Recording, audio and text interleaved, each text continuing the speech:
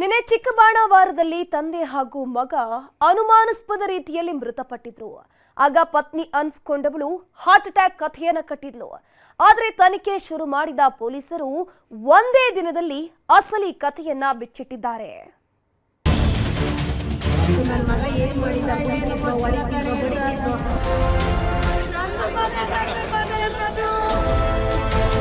ಬಾಳ್ಕಿಂದೋಗೋದು ಬೇಡ ಅಂತ ಏನೋ ಮಾಡಿ ಕಳ್ಸವಳೆ ಬಿಡು ಬಂದವಳೆ ಅಂತ ನಾವು ಮೊಮ್ಮಗ ಸತ್ತೋಗಿರೋರು ಇವಾಗ. ಮಳ್ಳಿ ಮಳ್ಳಿ ಮಿಂಚುಳ್ಳಿ ಗಂಡನ ಬಾಳಿಗೆ ಇಟ್ಟಳು ಕೊಳ್ಳಿ. ಗೆಳೆಯನ ಜೊತೆ ಕಳ್ಳಾಟ, ಗಂಡ ಮಗನಿಗೆ ಕಟ್ಟಿದ್ಲು ಚಟ್ಟ. ಅಫೇರ್ ಇತ್ತಲ್ಲ, ಅಫೇರ್ ಇದ್ದಾಗ ಏನು ಮಾಡಿದ್ರು ಹೇಳಿ ಸಾಕಾಯ್ತು. ಮನೆಗೆ ಒಂದಿವಸ ಬಂದು ನಮ್ಮ ಮನೆಗೆ ಹಿಂಗಿದೆ ಕಣಮ್ಮ ಅಂದ್ಬಿಟ್ಟು ಅವ್ರ ಅಮ್ಮನೂ ಅವ್ರ ಅಜ್ಜಿನೂ ಕರೆಸ್ತೇನೆ ಅಂತ ಅಮ್ಮನ ಮನೆಗೆ. ತಪ್ಪಾಯ್ತು ಅಂತ ಕಾಲಿಡ್ಕಂಡ. ಅವ್ರ ಅಜ್ಜಿ ಅವ್ರ ಅಮ್ಮನ ಮುಂದೆನೇ ಕಾಲಿಡ್ಕಂಡ. ಇಲ್ಲ ಸರ್, ಖಂಡಿತ ಇಲ್ಲ ಸರ್. ಅವಳಿಗೆ ಗೊತ್ತೇ ಇಲ್ಲ. 6:30 ಎದ್ದು ಮಾಮೂಲಿ ರೊಟೀನ್ ವರ್ಕು. ಮಗು ಮೇಲೆ ಅಪ್ಪ ಮಲಗಿಬಿಟ್ಟಿದ್ದಾನೆ. ಮಗು ಉಸಿರು ಕಟ್ಟಿ ಸತ್ತೋಗ್ಬಿಟ್ಟಿದ್ದಾನೆ. ಅಕಟಕಟ ಈ ತಾಯಿ ಹೇಳ್ತಿರೋ ಮಾತನ್ನ ಕೇಳ್ತಿದ್ರೆ ಎಲ್ಲಿಂದ ನಗಬೇಕೋ ಒಂದೂ ಗೊತ್ತಾಗ್ತಿಲ್ಲ. ನನ್ನ ಮಗಳು ತುಂಬಾ ಮುಗ್ಧೆ. ಅಳಿಯನಿಗೆ ಅಕ್ರಮ ಸಂಬಂಧ ಇದ್ರೂ ಸಹಿಸಿಕೊಂಡು ಜೀವನ ಮಾಡ್ತಿದ್ದಳು. ಕೊಲೆ ಮಾಡುವಷ್ಟು ಕಟುಕಿ ಅಲ್ಲ ಸ್ವಾಮಿ.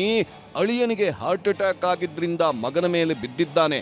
ಹೀಗಾಗಿ ಇಬ್ಬರೂ ಒಮ್ಮೆಲೆ ಸಾವನ್ನಪ್ಪಿದ್ದಾರೆ ಅಂತ ಅದೆಷ್ಟು ಚಂದದ ಕಥೆ ಹೇಳ್ತಾರ ನೋಡಿ. ನಿನ್ನೆ ದಿನ ಮಗಳ ಗುಣಗಾನ ಮಾಡಿದ್ದ ಕೊಲೆಪಾತಕಿಯ ತಾಯಿ ಅಳಿಯನದ್ದೇ ತಪ್ಪು ಅಂತ ಶರಾ ಬರೆದಿದ್ಲು. ಆದ್ರೆ ಪೊಲೀಸರು ಬಿಡ್ಬೇಕಲ್ಲ. ನವರಂಗಿ ಆಂಟಿಯನ್ನ ಎತ್ತಾಕೊಂಡು ಹೋಗಿ ಬಿಸಿ ಮುಟ್ಟಿಸ್ತಿದ್ದಂತೆ ಅಸಲಿ ಸತ್ಯ ಕಕ್ಕಿದ್ದಾಳೆ. ಗಂಡನ ಹೆಣದ ಮುಂದೆ ಮೊಸಳೆ ಕಣ್ಣೀರು ಸುರಿಸಿದ್ದವಳು ಗೆಳೆಯನ ಜೊತೆಗಿನ ಗಂಡಾಗುಂಡಿ ಆಟದ ಬಗ್ಗೆ ಬಾಯ್ಬಿಟ್ಟಿದ್ದಾಳೆ.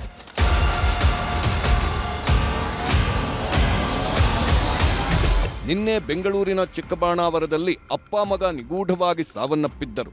ಒಂದೇ ಒಂದು ರೂಮ್, ಒಂದೇ ದಿನ. ಹಾಸಿಗೆ ಮೇಲೆ ಮಲಗಿದ್ದವರು ಮಲಗಿದ್ದಲ್ಲೇ ಉಸಿರು ಚೆಲ್ಲಿದ್ರು. ಆದ್ರೆ ಹೆಂಡತಿ ಮಾತ್ರ ಕಲ್ಲು ಗುಂಡಿನಂಗಿದ್ಲು. ಏನಾಯ್ತು ಅಂತ ಕೇಳಿದ್ರೆ ನಂಗೇನೂ ಗೊತ್ತಿಲ್ಲ ಅಂತ ಹಸಿ ಹಸಿ ನಾಟಕ ಆಡ್ತಿದ್ದಳು. ಆದ್ರೆ ಮೃತದೇಹದ ಮೇಲಿದ್ದ ಗಾಯದ ಗುರುತು ಬೇರೆಯದ್ದೇ ಕಥೆ ಹೇಳುತ್ತಿತ್ತು. ಹೀಗಾಗಿ ಹಂತಕಿ ಹರಿಣಿಯನ್ನ ಎತ್ತಾಕೊಂಡು ಹೋಗಿ ವಿಚಾರಣೆ ನಡೆಸುತ್ತಿದ್ದಂತೆ ಅಸಲಿ ಸತ್ಯ ಹೊರಹಾಕಿದ್ದಾಳೆ.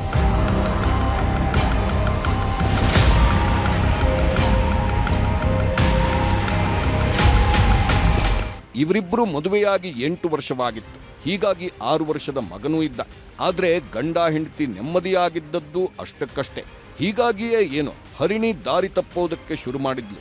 2024ರಲ್ಲಿ ಇದೇ ಹರಿಣಿಗೆ ಸ್ನ್ಯಾಪ್ಚಾಟ್ ಮೂಲಕ ಕನಕ್ಪುರದ ವಿನಯ್ ಅನ್ನೋನ ಪರಿಚಯವಾಗಿತ್ತು. ಇದೇ ಪರಿಚಯ ದಿನ ಕಳೀತಿದ್ದಂತೆ ಅಕ್ರಮ ಸಂಬಂಧಕ್ಕೆ ತಿರುಗಿತ್ತು. ಇದು ಗಂಡನಿಗೆ ಗೊತ್ತಾಗಿ ಬೈದು ಬುದ್ಧಿ ಹೇಳಿದ್ದ. ಇದರಿಂದ ಸಿಟ್ಟಿಗೆದ್ದವಳು ಮನೆ ಬಿಟ್ಟು ಹೋಗಿದ್ಲಂತೆ. ಅವತ್ತು ಹೋದವಳು ಹೋದ್ಲು ಅಂತ ಸುಮ್ಮನಾಗಿದ್ರೆ ಇವತ್ತು ಅಪ್ಪ ಮಗ ಬದುಕಿರ್ತಿದ್ರು. ಆದ್ರೆ ಮಗನ ಸಂಸಾರ ಹಾಳಾಗಬಾರದು ಅಂತ ಕುಟುಂಬಸ್ಥರೆಲ್ಲ ಸೇರ್ಕೊಂಡು ಇಬ್ಬರನ್ನೂ ಒಂದು ಮಾಡಿದ್ರು. ಆದ್ರೆ ಮನೆಗೆ ಬಂದ ಸುಪನಾತಿ ಮತ್ತದೇ ಹಳೆ ಚಾಳಿ ಶುರು ಮಾಡಿದ್ಲು. ರಾತ್ರಿ ಹಗಲು ಎನ್ನದೆ ಪ್ರಿಯಕರನ ಜೊತೆ ಲಲ್ಲೆ ಹೊಡಿತಿದ್ಲು. ಇದರಿಂದ ಸಿಟ್ಟಿಗೆದ್ದ ಗಂಡ ಪತ್ನಿಯ ರಹಸ್ಯ ಬಯಲು ಮಾಡಬೇಕು ಅಂತ ಸೋಲದೇವನಹಳ್ಳಿ ಠಾಣೆಗೆ ಹೋಗಿ ತನ್ನ ಪತ್ನಿಯ ಕಾಲ್ ಡೀಟೇಲ್ಸ್ ಕೇಳಿದ್ದ. ಈ ವಿಷಯ ಹರಿಣಿಗೆ ಗೊತ್ತಾಗ್ತಿದ್ದಂತೆ ಇಬ್ಬರ ನಡುವಿನ ಸಂಬಂಧ ಮತ್ತಷ್ಟು ಹಳಸಿ ಹೋಗಿತ್ತು. ಆಗ್ಲೇ ನೋಡಿ ಗಂಡನನ್ನ ಮುಗಿಸೋ ಪ್ಲಾನ್ ಮಾಡಿದ್ದು. ಒಂದು ಆಪ್ ಮುಖಾಂತರ ಅವರಿಬ್ಬರಿಗೂ ಪರಿಚಯ ಆಗಿರ್ತದೆ. ಸೊ ಅವಾಗಿಂದ ಅವಾಗ ಮಾತಾಡೋದು, ಭೇಟಿ ಮಾಡೋದು, ಈ ರೀತಿಯ ಒಂದು ಇದು ನಡೀತಾ ಇರ್ತದೆ. ಸೊ ರಿಲೇಶನ್ಶಿಪ್ ಕೂಡ ಇತ್ತು ಅಂತ ತಿಳಿದು ಬಂದಿದೆ. ಸೊ ಈ ಹಿನ್ನೆಲೆಯಲ್ಲಿ ತನ್ನ ಪತಿ ಜೊತೆ ಆಗ್ತಿದ್ದಂತ ಫ್ರೀಕ್ವೆಂಟ್ ಜಗಳಗಳಿಂದ ಹೊರಗಡೆ ಬರ್ಲಿಕ್ಕೆ ಆತನ ಸಹಾಯ ಪಡೆದು ಈ ಒಂದು ಕೊಲೆ ಮಾಡಿರೋದಾಗಿ. ಗಂಡನಿಗೆ ಒಂದು ಗತಿ ಕಾಣಿಸ್ಬೇಕು ಅಂತ ಹೊಂಚು ಹಾಕಿದವಳು ಭಾನುವಾರವೇ ಮುಹೂರ್ತ ಫಿಕ್ಸ್ ಮಾಡಿದ್ಲು. ಮನೆಯ CCTVಯನ್ನ ಮೊದಲೇ ಆಫ್ ಮಾಡಿದ್ಲು. ಇದ್ಯಾವುದರ ಸಣ್ಣ ಸುಳಿವೂ ಗಂಡ ಅಭಿನಂದನ್ಗೆ ಸಿಕ್ಕಿರಲಿಲ್ಲ.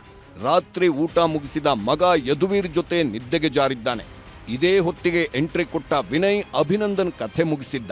ಹರಿಣಿ ಗಂಡನ ಕಾಲುಗಳನ್ನ ಒತ್ತಿ ಹಿಡಿದ್ರೆ ವಿನಯ್ ಉಸಿರುಗಟ್ಟಿಸಿ ಕೊಲೆ ಮಾಡಿದ್ದಾನೆ. ಈ ವೇಳೆ ಪಕ್ಕದಲ್ಲೇ ಮಲಗಿದ್ದ ಮಗು ಎಚ್ಚರಗೊಂಡಿತ್ತು. ಯಾವಾಗ ಅಮ್ಮನ ರಣರಾಕ್ಷಸಿ ಕೃತ್ಯವನ್ನ ನೋಡ್ತೋ ಹರಿಣಿಗೆ ನಡುಕ ಶುರುವಾಗಿದೆ. ಈತನಿದ್ರೆ ಎಲ್ಲಾ ವಿಷಯ ಹೇಳ್ತಾನೆ ಅನ್ಕೊಂಡವಳು ಅಲ್ಲೇ ಕೊಂದು ಹಾಕಿದ್ದಾಳೆ.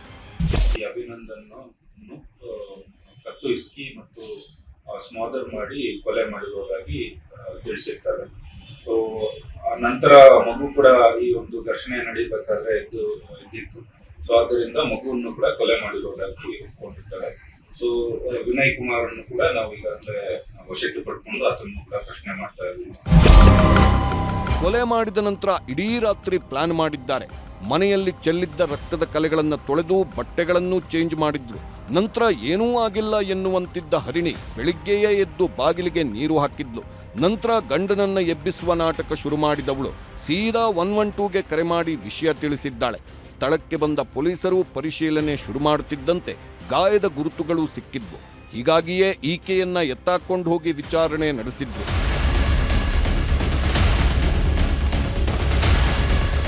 ಒಟ್ನಲ್ಲಿ ಅಕ್ರಮ ಸಂಬಂಧದ ಹುಚ್ಚಿಗೆ ಬಿದ್ದವರು 2 ಜೀವ ತೆಗೆದಿದ್ದಾರೆ. ಆಂಟಿಯ ಆಸೆಗೆ ಹೋದವ ಕೊಲೆಗಾರನ ಪಟ್ಟ ಹೊತ್ಕೊಂಡು ಕಂಬಿ ಹಿಂದೆ ಸೇರಿದ್ದಾನೆ. Manjunath N, crime bureau, news 18, Bengaluru.